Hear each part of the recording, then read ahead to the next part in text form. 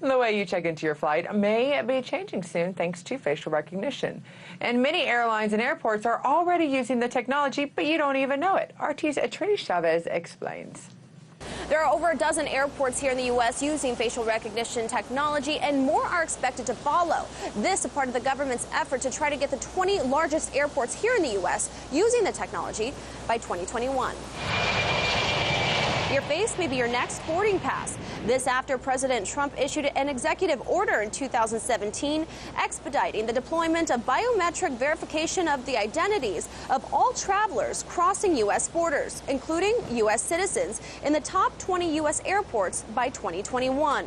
Now the Department of Homeland Security rushing to get those systems up and running at airports across the country, even though the technology is unproven and largely unregulated. I think it's a great idea because it's going to save time, and you're not going to have to be fumbling for documents all the time. Delta debuted the tech last year, scanning faces before passengers fly. JetBlue also followed suit, and many more airlines are expected to sign up.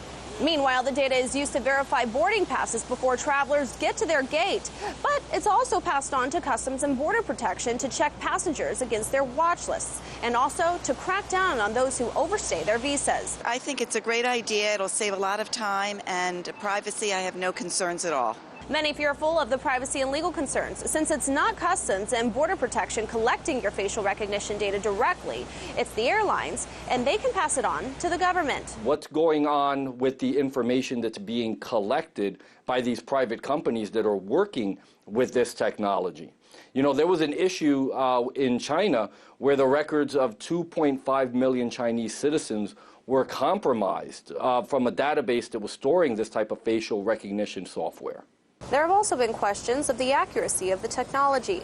According to a Homeland Security watchdog, the facial recognition systems used at airports only worked 85% of the time in some cases. The ACLU, the American Civil Liberties Union, noted that actually facial recognition software wound up getting 28 false positives when they ran the pictures of members of Congress. Now, there's only about 435 members of Congress, and they had 28 false positives. That's a poor percentage. And not only that, disproportionately, the false positives occurred with people of color. Although airlines say that they do not store passengers' data, it's shared with federal agencies that are able to store it.